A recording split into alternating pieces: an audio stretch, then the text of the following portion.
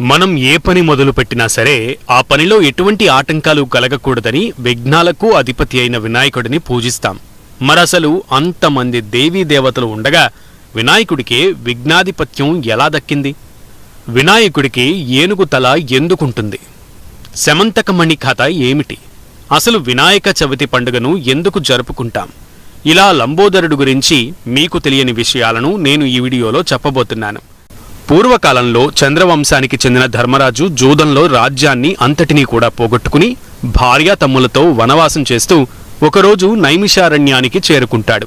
ఆ సమయంలో సూత మహర్షి తన శిష్యులకు వేదాంగాలను బోధిస్తుండగా సూత మహర్షి దగ్గరకు వెళ్లిన ధర్మరాజు ఆయనకు నమస్కరించి, అయ్యా, మేము రాజ్యాన్ని సమస్త సంపదలను పోగొట్టుకుని ఇలా కట్టుబట్టలతో మిగిలాం. మా కష్టాలన్నీ తీరి మరలా మా పూర్వ వైభవం మాకు వచ్చే విధంగా ఏదైనా వ్రతం ఉంటే చెప్పమని అడుగుతాడు. అప్పుడు సూత మహర్షి ధర్మరాజుతో, మీరు భాద్రపద శుద్ధ చవితి నాడు భక్తి శ్రద్ధలతో వినాయక వ్రతం చేస్తే మీ కష్టాలు అన్నీ తొలగిపోతాయి అని చెబుతాడు. దానికి ఎంతో సంతోషించిన ధర్మరాజు ఆ వ్రతం గురించి మాకు చెప్పమని అడగగా సూత మహర్షి వారికి వినాయక వ్రత కథ చెప్పడం మొదలు పెడతాడు. పూర్వం గజాసురుడు అనే రాక్షసుడు పరమేశ్వరుని సాక్షాత్కారం కోసం ఘోర తపస్సు చేస్తాడు. గజాసురుడు తపస్సుకు ప్రసన్నుడైన పరమేశ్వరుడు అతడి ఎదుట ప్రత్యక్షమయ్యి ఏ వరం కావాలో కోరుకోమని అడగగా శివుని సాక్షాత్కారంతో ఎంతో సంతోషించిన గజాసురుడు, స్వామి, నీవు ఎల్లప్పుడూ నా చెంతనే నా ఉదరంలో ఉండే విధంగా వరం ప్రసాదించమని అడుగుతాడు.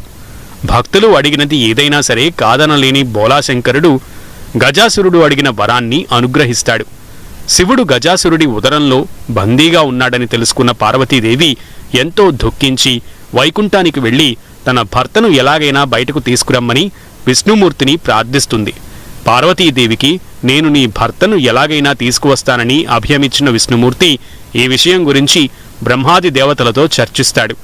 గజాసురుడి బారి నుండి పరమేశ్వరుణ్ణి రక్షించటానికి గంగిరెద్దు వేళ్లమే సరైందని భావించిన బ్రహ్మాది దేవతలు నందీశ్వరుణ్ణి గంగిరెద్దుగా అలంకరించి తలొక వాయుధ్యాన్ని చేతపట్టుకుని ఆ గంగిరెద్దును ఆడిస్తూ గజాసురుడి దగ్గరకు వెళతారు. గంగిరెద్దు మేళగాళ్ల వేషంలో ఉన్న బ్రహ్మాది దేవతలు ఎంతో అందంగా గంగిరెద్దును ఆడిస్తుండటంతో చూసి ఎంతో ముచ్చటపడిన గజాసురుడు వారితో ఏం కావాలో కోరుకొండని, మీకు ఏం కావాలన్నా సరే ఇస్తానని చెబుతాడు. అప్పుడు గంగిరెద్దు మేళగాడి రూపంలో ఉన్న శ్రీహరి గజాసురుడిని సమీపించి, ఓ గజాసురా, ఇది శివుడు వాహనమైన నంది. నీ దగ్గర నుండి పరమేశ్వరుణ్ణి తీసుకుని వెళ్లడానికి ఇక్కడకు వచ్చింది. దానికి నీ ఉదరంలో ఉన్న పరమేశ్వరుణ్ణి అప్పగించు అని అడుగుతాడు. ఆ మాటలు విన్న గజాసురుడు ఒక్కసారిగా ఉలిక్కిపడి తన ఎదుట ఉన్నది సాక్షాత్తు రాక్షస కులాంతకుడు అయిన శ్రీహరి అని గుర్తించి ఇక తనకు మరణం తప్పదని అనుకుని తన ఉదరంలో ఉన్న పరమేశ్వరుణ్ణి, స్వామి, నాకు ఇక మరణ సమయం ఆసన్నమైంది. నేను ప్రాణం విడిచిన తర్వాత నా శిరస్సు త్రిలోక పూజితమగునట్లు నా చర్మమును నిరంతరము నీవు ధరించునట్లుగా అనుగ్రహించమని అడుగుతాడు. దానికి పరమేశ్వరుడు సమ్మతిస్తాడు. దీంతో విష్ణుమూర్తి నందిని ప్రేరేపించడంతో గజాసురుడు మీదకు ఒక్క ఉదుటున ఉరికి అతడి పొట్టను చీల్చేస్తుంది. దానితో పరమేశ్వరుడు గజాసురుడు ఉదరం నుండి బయటకు వస్తాడు. గజాసురుడి చెర నుండి శివుడు బయటకు రావడంతో బ్రహ్మాది దేవతలు ఎంతో ఆనందించి వారి వారి పురములకు వెళ్లగా పరమేశ్వరుడు నందిని ఎక్కి కైలాసానికి చేరుకుంటాడు. శివుడు వస్తున్నాడనే విషయం తెలుసుకున్న పార్వతీదేవి ఎంతో సంతోషించి అభ్యంగన స్నానం చేయడానికి సిద్ధమవుతూ తన ఒంటికి నలుగు పిండి అద్దుకుంటూ ఉంటుంది. శివుడి గురించి ఆలోచిస్తూ పరధ్యానంలో ఆ పిండితోనే ఓ ప్రతిమను తయారు చేస్తుంది. ఆ ప్రతిమను చూసి ఎంతో ముచ్చటపడిన పార్వతీదేవికి దానికి ప్రాణం పొయ్యాలనిపిస్తుంది. దాంతో తన తండ్రి పర్వతరాజు ఉపదేశించిన గణేశ మంత్రంతో ఆ ప్రతిమకు ప్రాణప్రతిష్ఠ చేస్తుంది. దీంతో ఆ ప్రతిమ ఒక్కసారిగా అందమైన బాలుడి రూపంలోకి మారిపోతుంది. ముద్దులొలికే ఆ బాలుడిని చూసి ఎంతో సంబరపడిన పార్వతీదేవి పుత్రవాత్సల్యంతో ఆ బాలుడిని దగ్గరకు తీసుకుని ముద్దాడి, నాయనా, నీవు నేను వచ్చే వరకు ఇక్కడే ద్వారం దగ్గర ఉండి ఇతరులు ఎవరూ లోపలకు రాకుండా చూడు. నేను ఇప్పుడే అభ్యంగన స్నానం చేసి వస్తానని చెప్పి వాకిట ఎదుట గణేశుణ్ణి కాపలాగా ఉంచి స్నానానికి వెళుతుంది. ఇదే సమయంలో కైలాసంలో ప్రమద గణాలతో స్వాగత సత్కారాలు అందుకున్న పరమశివుడు పార్వతీదేవిని కలవడానికి ఆమె అభ్యంతర మందిరంలోకి వెళ్లడానికి సిద్ధమవుతాడు. దీంతో అక్కడే ఉన్న గణేశుడు శివుడిని లోపలికి వెళ్లకుండా అడ్డుకుంటాడు. ఇద్దరి మధ్య మాటామాట పెరుగుతుంది. దీంతో తీవ్ర ఆగ్రహావేశాలకు గురైన పరమేశ్వరుడు గణేశుడి శిరస్సును తన త్రిశూలంతో ఖండిస్తాడు. ఆ అలికిడికి లోపల నుంచి పరుగు పరుగున వచ్చిన పార్వతీదేవి శివుడు గణేశుడి శిరస్సు ఖండించాడనే విషయం తెలుసుకుని కన్నీరు మున్నీరుగా విలపిస్తుంది. పార్వతీదేవి బాధపడడం చూసి తట్టుకోలేకపోయిన పరమేశ్వరుడు ఆమెను ఓదార్చి ప్రమదగణాలను పిలిచి గజాసురుడి శిరస్సుని ఖండించి తీసుకురమ్మని చెబుతాడు. దీంతో వారు గజాసురుడి శిరస్సుని కైలాసానికి తీసుకురాగా ఆ శిరస్సును ఆ బాలుడికి అతికించి తిరిగి ప్రాణం పోసి అతడికి గజాననుడు అని నామకరణం చేస్తాడు. ఆ తర్వాత శివపార్వతులకు కుమారస్వామి జన్మిస్తాడు. దాంతో గజాననుడు కుమారస్వామి ఇద్దరూ కైలాసంలో ఎంతో అల్లారు ముద్దుగా పెరుగుతూ ఉంటారు. కొంతకాలం తర్వాత దేవతలు మునులు కైలాసానికి చేరుకుని పరమేశ్వరుణ్ణి సేవించి, స్వామి, మాకు ఏ పని తలపెట్టినా సరే ఏదో ఒక విఘ్నాలు కలుగుతున్నాయి, కావున సర్వ విఘ్నాలకు ఒక అధిపతిని నియమించమని అడుగుతారు. దాంతో కాస్త ఆలోచించిన పరమశివుడు గణపతి కుమారస్వామిలను పిలిచి వారికి విషయం వివరించి, మీలో ఎవరైతే ముందుగా ముల్లోకాలలోని పవిత్ర నదులన్నింటిలో స్నానం చేసి తన వద్దకు వస్తారో వారికే ఆ ఆధిపత్యం లభిస్తుందని చెబుతాడు. దీంతో కుమారస్వామి తన నెమలి వాహనంపై రువ్వున ఎగురిపోగా మూషిక వాహనమెక్కిన గజాననుడు ముందుకు కదలలేకపోతాడు. దానితో సూక్ష్మ బుద్ధిని ప్రదర్శించిన గణేశుడు కన్న తల్లిదండ్రులకు మించిన పవిత్ర స్థలం మరొకటి లేదని భావించి నారాయణ మంత్రం జపిస్తూ తల్లిదండ్రుల చుట్టూ ప్రదక్షిణ చేస్తాడు. ఆ మంత్ర ప్రభావంతో ప్రతి తీర్థంలోనూ కుమారస్వామి కంటే ముందే వినాయకుడు ప్రత్యక్షమవుతాడు.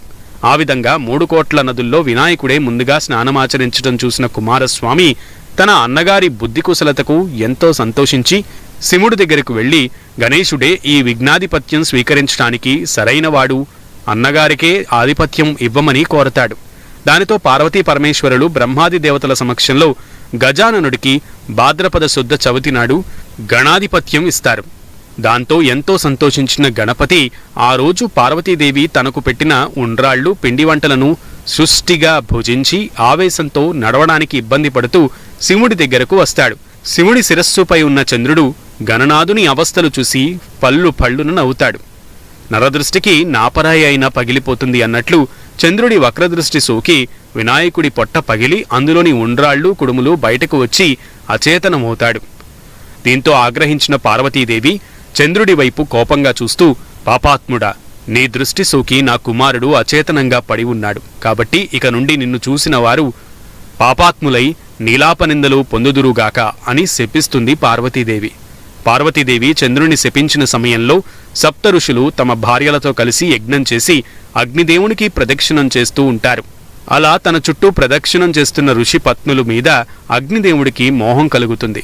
అటు తన కోరిక తీరక ఇటు ఋషులు తనను ఎక్కడ శపిస్తారో అని భయపడిన అగ్నిదేవుడు కృంగి కృషించిపోతాడు. తన భర్త పడుతున్న బాధను అర్థం చేసుకున్న స్వాహాదేవి ఋషిపత్నుల రూపంలో అగ్నిదేవుడి దగ్గరకు చేరి అతడి కోరిక తీరుస్తుంది. ఈ విషయం తెలియని సప్త ఋషులు అగ్నిదేవునితో ఉన్నది తమ భార్యలేనని భ్రమపడి వారిని విడిచిపెడతారు. ఇదంతా ఋషిపత్నులు శాపగ్రస్తుడు అయిన చంద్రుడిని చూడడం వల్లనే అని గ్రహించిన బ్రహ్మాది దేవతలు కైలాసానికి చేరి ముందుగా గజాననుడిని పునర్జీవితుణ్ణి చేస్తారు. దీంతో ఎంతో సంతోషించిన పార్వతీదేవి గణపతిని దగ్గరకు తీసుకుని ముద్దాడుతుంది. అప్పుడు బ్రహ్మాది దేవతలు పార్వతీదేవిని సమీపించి ఋషిపత్నులకు వచ్చిన నీలాపనిందల గురించి వివరించి, అమ్మా, నువ్వు చంద్రుడికి ఇచ్చిన శాపం కారణంగా ముల్లోకాలు అల్లకల్లోలం అయిపోతున్నాయి, దీనికి పరిష్కారం చూపమని అడుగుతారు. గణేశుడు పునర్జీవితుడు కావడంతో కాస్త శాంతించిన పార్వతీదేవి, సరే, ఏ రోజున చంద్రుడు విఘ్నేశ్వరుడిని చూసి నవ్వాడో ఆ రోజు చంద్రుణ్ణి చూడకూడదు అని శాపాన్ని కొంచెం మారుస్తుంది. ఆ రోజు నుంచి ప్రజలందరూ భాద్రపద శుద్ధ చవితి నాడు చంద్రుణ్ణి చూడకుండా జాగ్రత్తగా ఉంటున్నారు. అలా కాలం గడుస్తూ ఉండగా ద్వాపరయుగంలో ద్వారకలో నివాసం ఉన్న శ్రీకృష్ణుడిని కలవడానికి నారద మహర్షి వస్తాడు. కాసేపు కుశల ప్రశ్నలు అయిన తర్వాత నారదుడు శ్రీకృష్ణుడికి పార్వతీదేవి చంద్రుడికి ఇచ్చిన శాపం గురించి వివరించి, ఈరోజు భాద్రపద శుద్ధ చవితి, ఈరోజు పొరపాటున కూడా చంద్రుడిని చూడవద్దు, ఒకవేళ చూస్తే నీలాపనిందలు మోయవలసి వస్తుంది అని చెప్పి వెళ్ళిపోతాడు. దీంతో శ్రీకృష్ణుడు ఈరోజు చంద్రుడిని ఎవరూ చూడవద్దు అని ద్వారకలో చాటింపు వేపిస్తాడు. ఆ రోజు రాత్రి శ్రీకృష్ణుడు ఆరు బయట కూర్చుని పాలు తాగుతుండగా ఆ పాలలో చంద్రుడి ప్రతిబింబం కనిపిస్తుంది. దీంతో ఎంతో చింతించిన శ్రీకృష్ణుడు, అయ్యో, చవితి రోజున చంద్రుడిని చూసిన కారణంగా నాకు ఎలాంటి నీలాపనిందలు కలుగుతాయో అని చింతిస్తూ ఉంటాడు.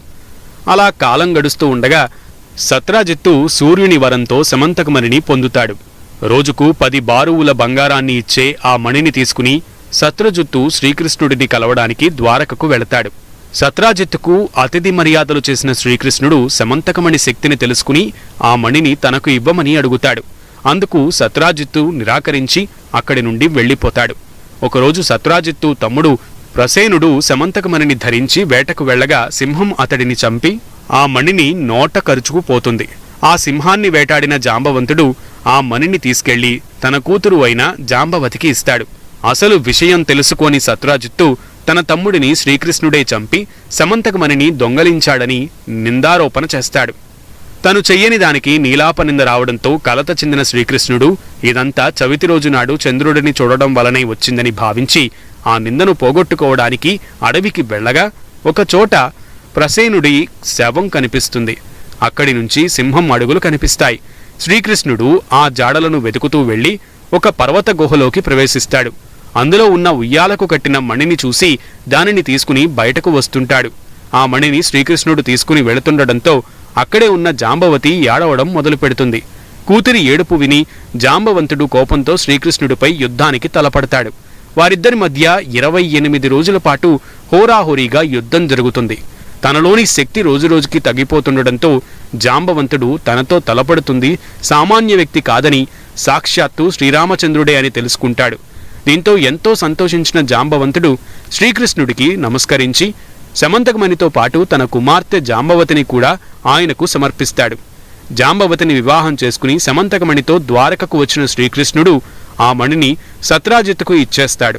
అయ్యో, నిజం తెలుసుకోకుండా శ్రీకృష్ణుడి పైన అనవసరంగా నీలాప నిందలు మోపానే అని ఎంతో బాధపడిన సత్రాజిత్తు పశ్చాత్తాపపడి శ్రీకృష్ణుడికి తన కుమార్తె సత్యభామను ఇచ్చి వివాహం జరిపిస్తాడు. శ్రీకృష్ణుడు సత్యభామల కళ్యాణాన్ని కనులారా తిలకించిన బ్రహ్మాది దేవతలు శ్రీకృష్ణుడు వద్దకు వెళ్లి, స్వామి, మీరు సమర్థులు కాబట్టి మీ మీద వచ్చిన నీలాపనిందను పోగొట్టుకోగలిగారు. కాని సామాన్య మానవుల పరిస్థితి ఏమిటని, దీనికి ఏదైనా పరిష్కారం చూపమని అడుగుతారు.